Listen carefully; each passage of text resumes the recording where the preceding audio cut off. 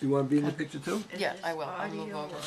Yeah, it's audio and a film clip. It tells the whole story. You just had your hair done. I said you just had your hair done. What makes it start? The arrow, or is it on the side? What makes the picture start, Karen? It's starting. Is it moving? It's talking?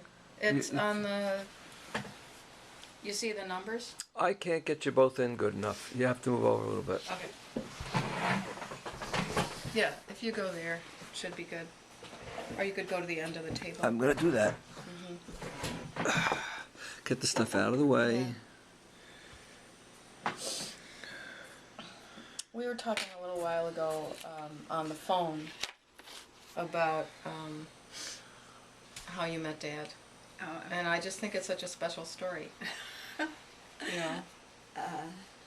And so that would have been, how old were you at that time? Well, it was right after, he came to the hospital a little bit right after December 7th, Oh, 1941. 1941. And that's when you saw him? And he was working in Kansas selling insurance to college students. And when Pearl Harbor happened, the college students were going to be drafted. They knew they'd be drafted, and they could not get war coverage with insurance. So he worked very hard trying to sell as many people as he could before that went into effect. It had a short time. So he worked very hard, and then he drove to Madison. And there was a young woman with him. Her name was Dorothy. But he came and he stayed with Mrs. Pickford, where he always stayed when he came to Madison, because that's where he had stayed while during his college. So he stayed with Mrs. Pickford, and Amos Anderson was with him, was staying there too. So Amos and Dorothy and Dick went to the big basketball game. At the basketball game, I don't know if it was right after it was over or when exactly it happened, but he had an ulcer hemorrhage right at the game. And Amos took him to Madison General Hospital. I was not on duty at that time, but the next day I was assigned to take care of him. And everybody at that time had a bed bath. We didn't have any, nobody got up and took a shower, everybody had a bed bath. I was assigned to his care that day. So I took care of him, and by that time he was feeling pretty perky. He was feeling pretty perky. And so we talked during the time I was taking care of him. And in the afternoon, I was still on duty, and I went in to take his temperature and pulse and stuff. And Amos was there.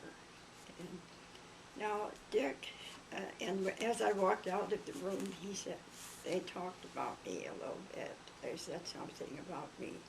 And then the next day he went home, I think, and I had been taught that you take every patient down to the door of the hospital. So when he left, I walked him down.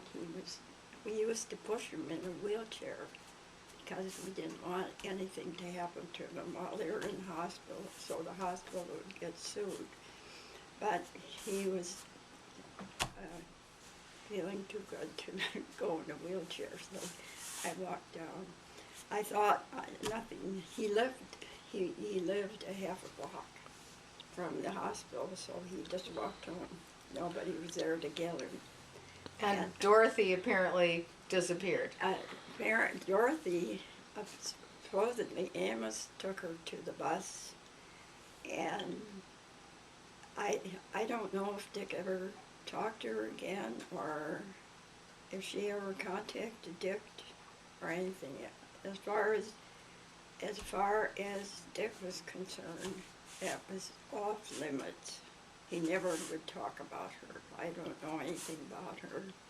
Once his mother called me Dorothy, Huh. so I think She must have met them. she must have, no, he must have written about, I don't Oh. know. Some kind of knowledge. But anyway, She knew there was a Dorothy. she knew there was a Dorothy. But anyway, he left. I didn't know. I thought, didn't think I'd ever see him again. And that was in December and of 1941, and it was in, I think, June that he called me and asked me to go out.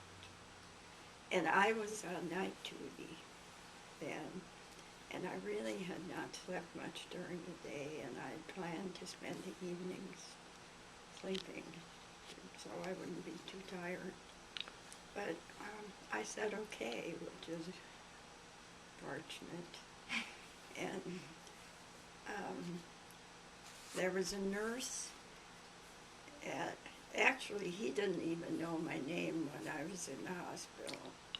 So there was a nurse at Mrs. Pickford's house, and he kept describing me and trying to find out my name. And she finally found out my name. And we all lived at the dormitory, at a nurse's dorm. So he knew my phone number. And so he had a roommate named Bob Ray. And Bob Ray wanted a date. And Rhodey, Laura Rodefeld, was the nurse who worked at Madison General doing private duty. And she was to find a date for Bob. And so she went to work, and the first nurse she met was Catherine Mater. Well, no, her name was Gladys Catherine Mater. And she asked her if she would like a blind date. And after thinking about it a little, Catherine agreed. But she got back to the dorm, and she went up and down I didn't know Catherine very well. I'd had to work with her. When Catherine got back to the dorm, she walked up and down the hall trying to get somebody to take this blind date instead of going out. But nobody was willing to do it, so she was Bob's date. And when I felt like she was much more clever, and I felt kind of, quiet. It was Dick's car. It was Dick. Dick was the one who had the car. And do you remember where you all went? Well, they wanted to go. They had planned to go to. It was a place where we went dancing, and but I said, I have to be home by 10 o'clock. And, so we went to some place where there wasn't. I don't know the name of it, and I'm sure it's not still there. So we went there, and Dick and I just sat and talked all this time. And I don't remember much about what we talked about. But It was very pleasant. It was very pleasant. And then we came home. I mean, took me home because I had to get ready to go on duty. And because we had to eat. We had to eat before we went on duty. And so as we came to the door, we just sort of stood there, and Dick kissed me very lightly on my lips. And as I walked down the hall, I thought, how'd that happen? You know? And later I said something to him about that, and he said, well, you stood there and looked at me and just waited for me to kiss you. That seems so ridiculous to this present time, because for people, it's a much different world. But anyway, I can't remember. I don't remember how long it was before he called me, or what we did the second time. But it became very quickly, we were seeing each other very, very often, whenever either we were both off duty, because I had very regular hours. You know, sometimes I worked, well, at that time I was working nights all the time. I worked nights all the time. Oh, wow. So, and then in the fall that year, I stopped working at Madison General and started taking some classes at the University on Public Health. So then I had a very small, I think, something like $20 a month stipend. Oh, very good. From the government. It's better than nothing. Yeah, and that's how I started this program. And I took several classes on the Hill, and I loved those classes. And then Dick and I were seeing each other practically every day. And then we went to Stoughton to meet my parents, where he met to meet my parents. And then I remember he was traveling and he wrote me a letter. Well, then we became engaged, and he in the book, when Julia was talking to him, he said, well, we were walking downtown and Lorraine saw this jewelry store and she sort of just edged her way over the door. And I said, I didn't sit in on all those stories that with he Julia. was telling with Julia, but I told her my version, which was that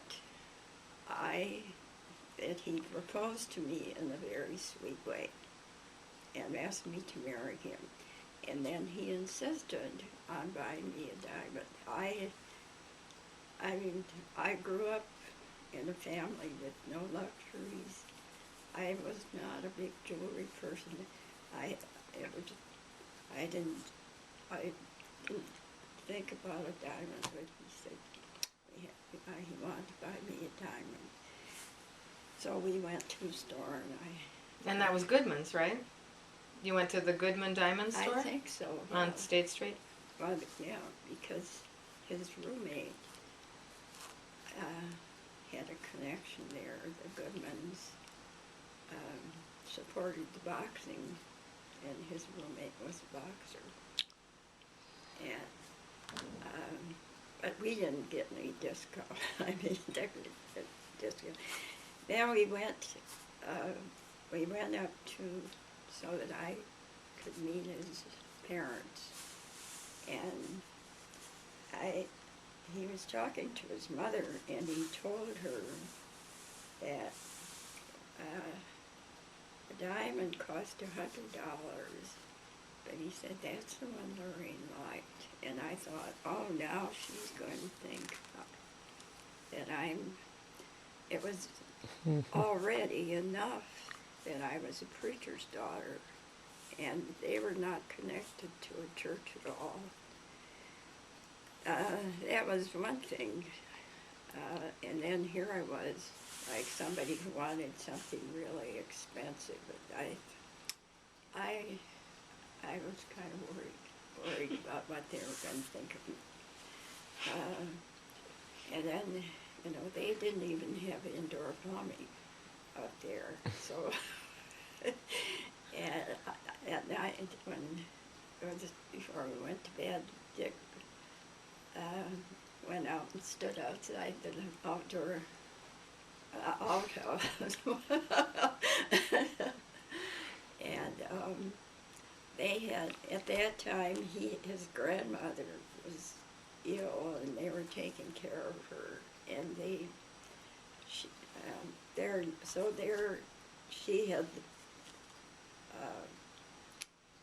she had her bedroom down there, and for some reason the living room was closed off, so they had a living room upstairs of the house. And I guess I slept on a pull-out couch in that living room. It was one of these leather pull-out couches. And so we wandered around the farm and visited a cousin of his, and I, one evening, that was Clifford and Sylvia, and as we were leaving, I thought it was so sweet because Sylvia was trying to catch Dick's eye, and she was nodding her head like, you know, she's okay, but I don't know whether Dick was catching on, but I thought it was very sweet, the way she looked at him.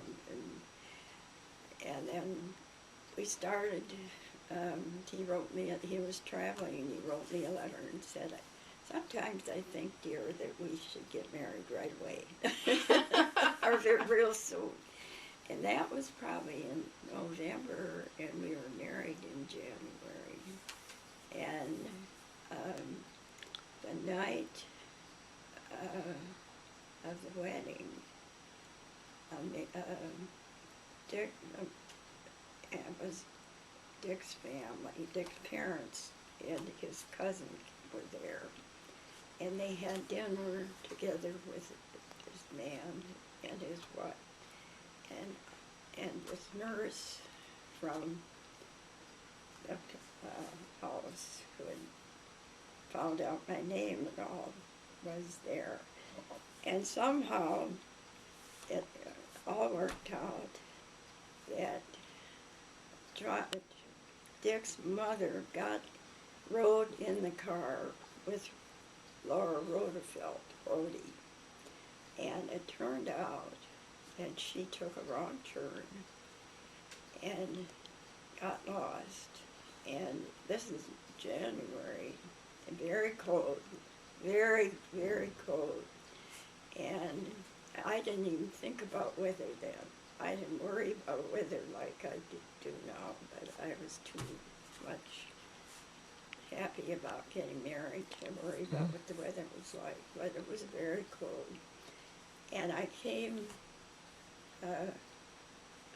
to the church. I came to the church, and Dick's father was standing out between the door from outside and the door to the inside.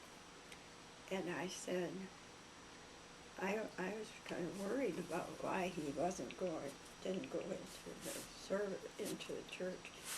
And he said, Jenny's not here. That was Dick's mother. he said, Chief Jenny's not here. So I went downstairs to wait for the wedding to start. Mm-hmm. My father was down there with me because he was going to perform the wedding, and he was also going to walk down the aisle with me. Oh, wow. So he was down there, and when it came time to start, like 8 o'clock, he said, you know, my father was used to have everything start right on time at church. And he thought, well, we have to start. And I said, we can't. She's his only son. And we can't start the wedding until she comes. I don't know how I had the courage. I never, you know, was used Stood up to your father. talking to my father that way. But after this went on and on, and the photographer was sitting there, and he said, they're probably out in the ditch somewhere. They're probably sitting out in the ditch somewhere. And so finally my father went upstairs, and Dick and Bob were sitting up in a small room, the sacristy of the church, not knowing what was going on. Mm. So anyway, Dick went up and told the congregation, and even though we weren't having a big reception or anything, the church was full of people, everybody came. And so he announced that we were waiting for the groom's mother. And he told the organist, who was a 17-year-old boy, that, you know, we were waiting. And this young boy had to play for a whole hour, Organ. longer than he expected. And when after the wedding, he told me, well, I'd gone through the hymn book, and I was ready to play the funeral pieces. That was all that was left. But anyway, finally, they came. She came rushing in. They had driven all over the country. There was no phone in the church, and anyway, of course, they didn't have a phone, so here it was. There we waited. It was an hour late, and anyway, my most happy memory about the wedding is the very sweet talk that my father gave. And I wish, of course, that I had a recording. But most of it was just a welcome to Dick and our family. And it was just very nice. And he and Dick always had a very warm relationship. He liked him. When we came to Stoughton to sort of practice for the wedding, we had supper at the parsonage, and my mother always had a white tablecloth, and Dick was taking some red jello off a plate and putting it on his plate, and it spilled onto the white tablecloth. And he was quite embarrassed, but everybody said, oh, that's okay, it'll come out, don't worry. And so we went to, we came out, we had a little reception at the parsonage. Mm-hmm. After the wedding. Are you running out of time? No, not at all. I'm just trying to keep Karen in the picture too. Karen's in the picture too. All right. It's a little struggle, but I'm doing it. Okay, we'll keep going. Okay. We had this, you know, everything was rationed in, butter, coffee. I mean, it was coffee, I don't think it was rationed, but it was hard to get. So I felt that we couldn't ask the ladies of the church to gather up coupons and get enough food to serve a whole congregation. We would have had to just have an open invitation to everybody. So we just had a few people up at the parsonage, and we had little sandwiches and a cake, I think. And then This must have been pretty late at night by then. yeah, by this time, yes, it was pretty late. And then it was very cold, and we came out, and somebody had taken the air out of the tires. Oh, Maybe it just happened by accident. So Dick had to, All of the tires? no, two of them. And you have to realize that this was a car that was not new. This was a Dick's Plymouth car that had many miles on it, and you could not buy new tires. So he, because all of the rubber was going to the military, so anyway, he changed the tires, and we went to the Palmer House, right? In Chicago? yes, but we didn't drive to Chicago that night. We went to I can't remember the name of the hotel. I think it was a town, Beloit, which was Halfway. coast On the of way to Chicago, way yeah. to Chicago. And then we went to Chicago for Mhm. a few days. And spent, and we were, I guess we stayed at the Powerhouse. It seems too fancy right now, but I can't remember much about that. And then we came back, and we had an apartment, which was on a little farm at, Mhm. in where Shorewood is now. Mhm. And we, it was a nice apartment. It was all furnished, and Dick was working at Forest Products Laboratory, and he could walk there, and I was taking classes at the university, and I took a bus from there. So that was the story of Wow. our Courtship. courtship and our marriage. That's a really lovely story. And you were very young? You both very young? You were very young at that time. Yeah, I was 22. Yeah, I was 22. You know. So he was 23. Mm-hmm. Yeah. You can turn it off. I don't know how. Just press the red button again.